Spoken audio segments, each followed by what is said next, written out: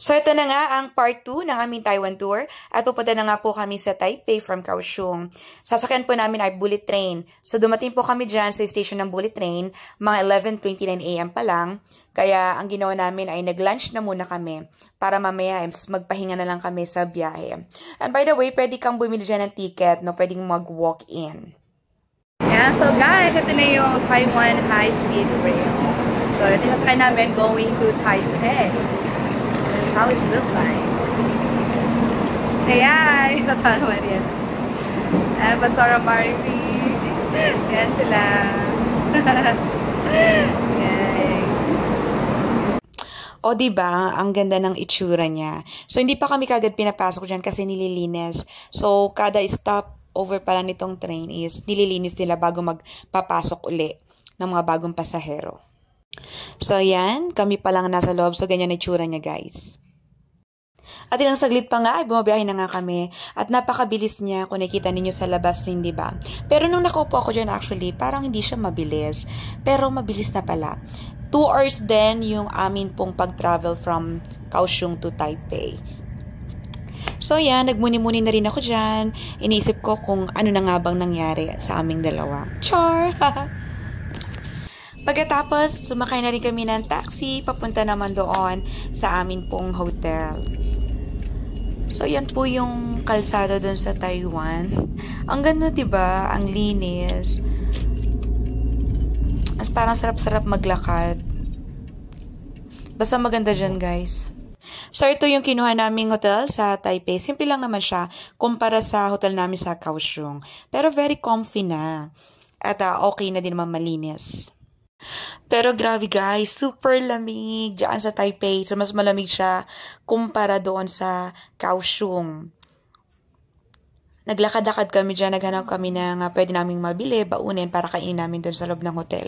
Kasi parang di namin kaya magtagal sa labas. Ang lamig. Pero okay naman. Siguro kung mahilig ka sa malamig, talagang swak sa'yo dito sa Taiwan. Ako kasi meron akong cold intolerance, so lamigin ako. Pero yung panahon naman yan is, ano ka ba naman? Kaya ko pa naman. Kinaumagahan, ang una namin pong ginawa ay maghanap ng bank para magpapalit ng pera. Kasi guys, yung pinapalit namin sa airport na Taiwan dollar ay naubos na. Kaya kailangan namin ulit magpapalit dahil wala pa kaming down payment dyan sa sa hotel na pinunta namin. Buti na lang ang bait naman ng may-ari. At kami pong paglalakad, inabot na yata kami ng 12:00 dyan. Kaya kumain muna kami. Buti may nakita kaming mukhang masarap na pagkain. Hindi ko alam kung tawag sa pagkain na yan, pero masarap naman. Maanghang siya. Spicy pero kasi mahilig naman ako sa manghang. Na-enjoy ko naman yung food na yan. Dito kami sa Subway. Ang dami na pwedeng mabili rito at mga pasalubong. So guys, yan yung Taipei main station. Ganyan na itsura niya sa baba. Ang dami yung mabibilhan. Pagkain, damit, at kung ano-ano pa. So ang lawak niya talaga. Minsan nga naligaw ako dyan nung mag-isa na lang akong bumalik. Kasi may minute ako na kakilala na nasa Taipei. So nakakaligaw siya dyan. Anyway, habang naglalakad is may nakita akong pamilyar. Nakita ko yung Mr. Donut. Oh, yan kikit oh. Diba? Ang cute ng donut nila oh. So nice. Oh, diba? Mr. Donut. So, ito yung token sa train. Hindi to hinuhulog, no? Parang tinatap lang to. Yan. Tapos dito guys sa kanila, nakakatuwa yung pagiging disiplinado kasi hindi tulad, di ba sa atin, sanay tayong unahan, ganyan, makisalubong sa lumalabas. So, dito hindi. So, hintay mong makalabas sila and then saka ka papasok. Paglabas namin ng train guys, yan yung bumungad sa amin. So, may music, at tapos may mga picture frames na nakasabit dyan. Parang sila yung mga sikat na personalidad or mga kilala sa Taiwan. Parang ganun. First bet namin ay dito sa sikat at kilalang Chiang Kai-shek Memorial Hall. So, sorry po kung mali yung pronunciation. Basta dyan. So, yan, syempre, video, picture. Baggy feels lang naman din dyan, kahit na mainit, maaraw, malamig yung hangin. Kaya, ang sarap maglakad. Saka, ang linis talaga ng paligid. Wala akong masabi talaga, guys. So, yan po ang itsura niya. So, nagpalipas lang kami dyan hanggang magtanghali. Nagpagutom kami dyan, picture. Tambay kaunti. Ayan, lakad-lakad. So, lakad pa more. So, punta kami sa masarap daw na pagkain sa Din Tai Fung. Ay, malapit dito. Sa CKS. Masarap dito kahit mainit. Malamig ang hangin.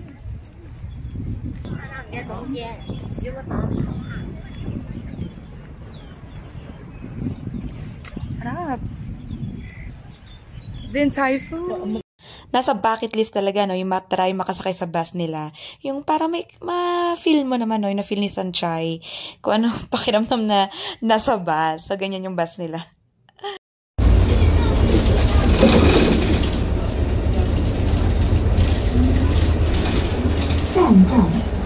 Pinipindot siya dito sa bangka.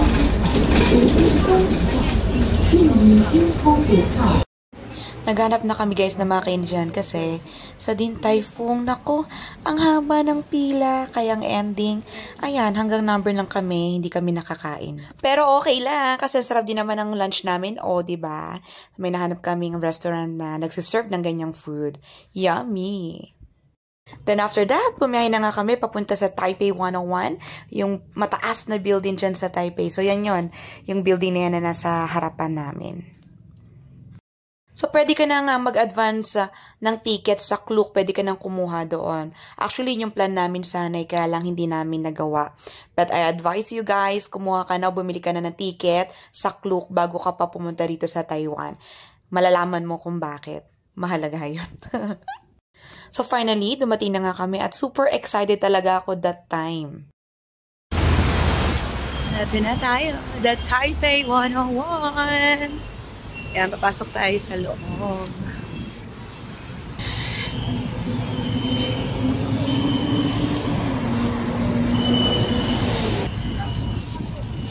Ano? Doon, taas niya!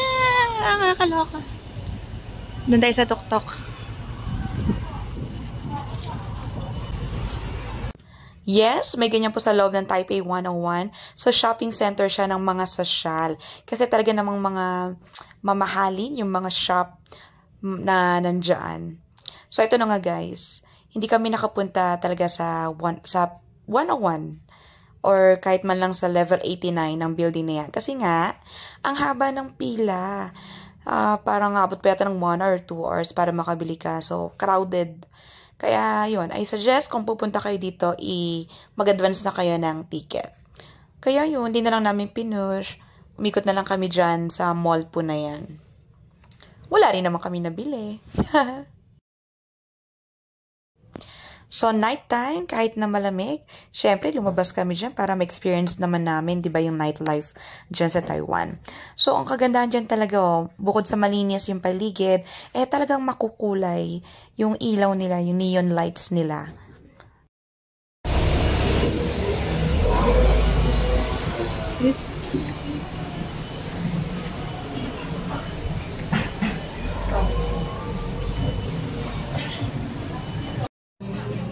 Baby, you should wear like this.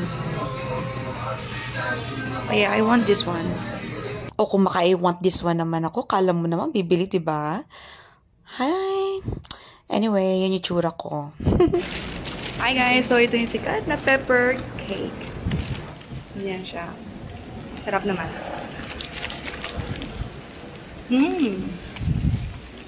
Very nice. Sarap.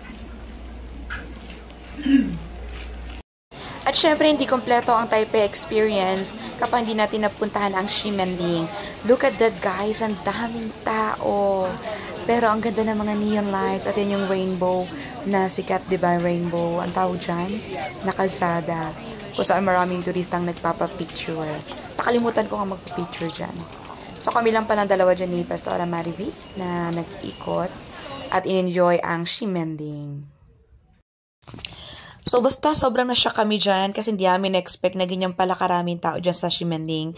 At mga pasado 8:00 na po yan ng gabi. So katulad sa ibang mga night market, ang daming mga food din, mabibilhang souvenirs and all. At dyan ko rin pala minit si Sister Ricky.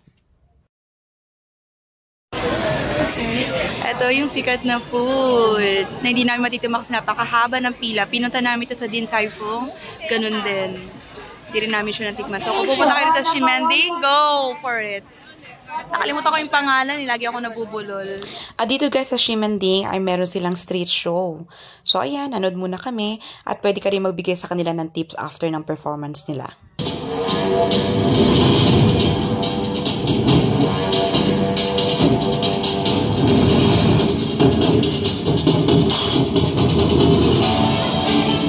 Wow! Woo!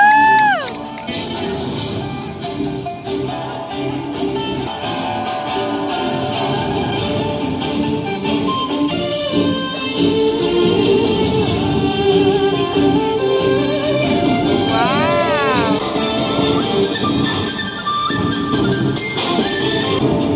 Hirap yan ah. Diba? Hanep po. Mapag-aralan nga ito.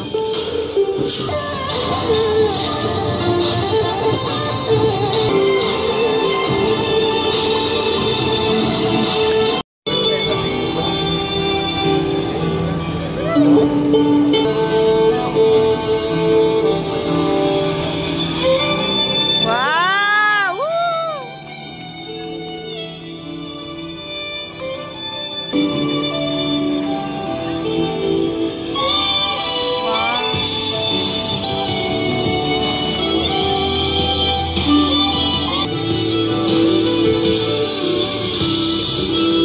Wow, galing niya.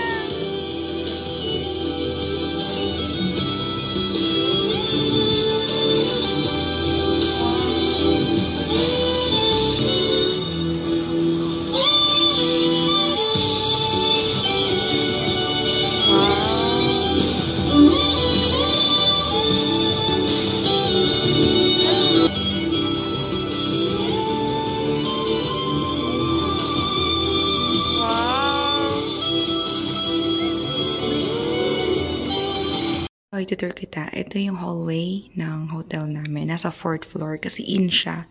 So, itong building na to marami nagre-rent. So, itong 4th floor is exclusive sa Lin-In. So, ito yung aming room. Pagpasok mo yan na. Di pa kasi ako inaantok eh. Di ba? Maliit lang naman siya. Malinis naman yung CR. May bathtub pa dyan. Tulog na sila. So, mga 12:00 na yata ako nakuwi dyan, guys. Kasi nakita pa nga kami ng kaibigan ko sa Taiwan na si Sis Ricky. Good morning! Good morning, Taipei. Ay, yung mga maleta namin. Goodbye, Taipei! So, yan guys. Super thankful pa rin ako talaga sa Lord na nakapunta ako ng Taiwan. Sa mga panahon talaga na hindi ko inaasahan. Kaya, super worth it naman. Maganda. Nag-enjoy kami. Hindi lang namin napuntahan yung ibang tourist spots, but that's okay. Basta nakabisita kami sa Taiwan at nakapag-relax dyan kasama ng dalawa kong mahal na pastora. So, yun lang guys. Papunta na kami dyan sa airport. Pabalik na kami ng Manila. At kung mabibigyan pa ako talaga ng pagkakataon, gusto ko talagang bumalik pa sa Taiwan. Kasi ang dami pang lugar na pwede pang mabisita at marami pang mga tourist spots talaga na magaganda. Kaya praying, hopefully someday, makabalik ako sa Taiwan.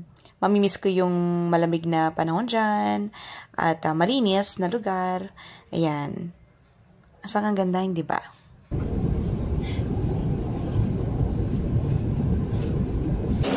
Okay, goodbye! Goodbye, Taiwan! Taiwan Airport. See you! Taiwan! Habang ginagawa ko tuloy guys ang video na to, bigla tuloy ako naging emo. Namimiss ko yung Taiwan. Parang gusto ko na ulit bumalik agad-agad. Ayan. Nakakamiss na. So someday, praying. Thank you again, Lord.